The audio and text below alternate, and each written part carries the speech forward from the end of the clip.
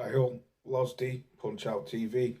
I hope you're all well on this Monday evening. Excuse me. Quickly want to talk about Anthony Joshua. Dillian Whyte came out yesterday and mocked him.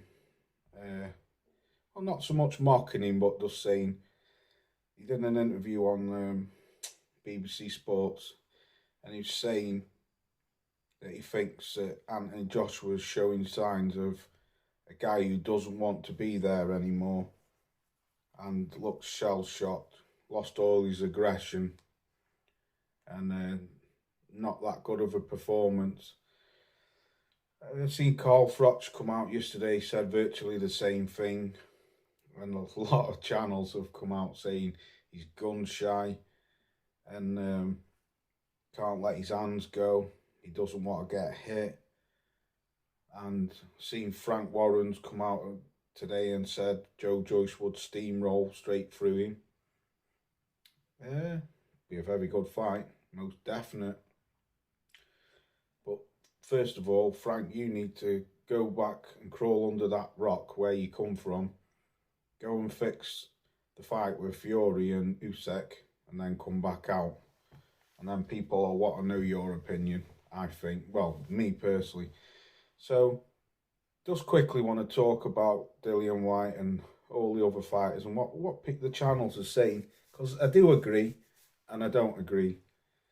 This is just my opinion on Anthony Joshua.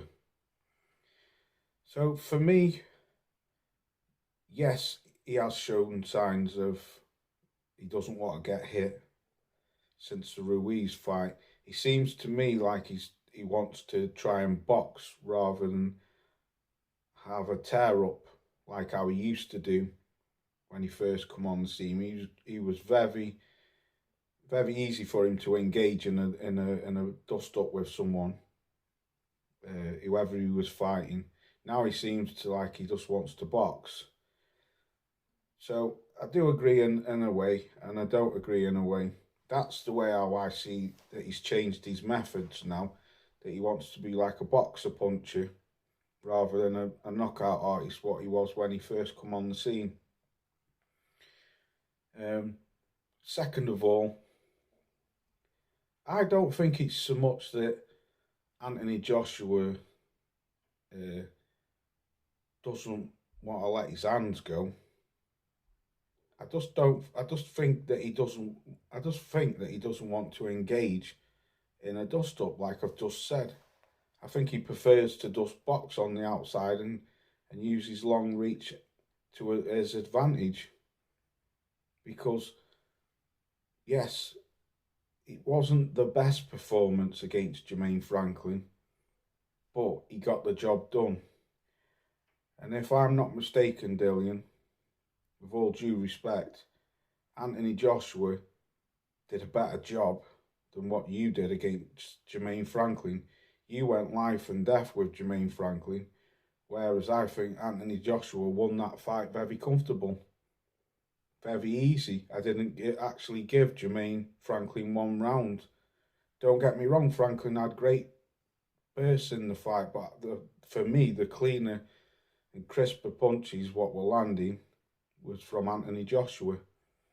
And plus, I don't think enough people give Jermaine Franklin credit, me included at first, because I especially against Dillian Whyte, I thought Dillian Whyte was going to bomb him out of there. But Jermaine Franklin now has shown me that he's more than capable of holding it with the big boys in the top 10. I'm not saying he can beat them all. I'm just saying he's got dog in him. The man can take a punch. Anthony Joshua, I've just been back and watched some. I didn't watch all the fight, but I watched the later rounds where Joshua come on. I think it was from round 8 to 12. And for me, he got caught with some big punches off Joshua, and he did pretty much just bounce off him, you know. For me, Jermaine Franklin deserves a lot of credit. He's a tough son of a gun. Like I say, to me, he can mix it up with the top 10. quite easily. And getting back to Joshua, a lot of people mocking him for his performance, saying he's gun shy and all stuff like that. I don't think he's gun shy. And I do think he wants to be in the ring. Because if he didn't, he wouldn't be boxing, would he? He's got plenty of money. More than enough money to walk away from the sports. And like, I was listening to an interview with Derek James after the fight. Derek James was saying he's only had 9 weeks to work with him, which 9 weeks is nothing. Derek James said he's going to get better, and he's going to show you that he's going to get better.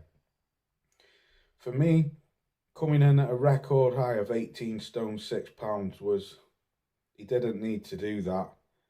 Maybe to have come in at 17 stone, or just under 17 stone, I think he could have easily boxed even better and maybe got Franklin out there. I don't know.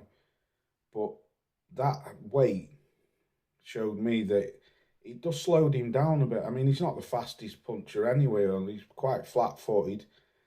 But for me, he used his boxing skills a lot. Jermaine Franklin was holding a lot. Joshua was holding a lot as well, so I'm not going to, put all the blame on Franklin.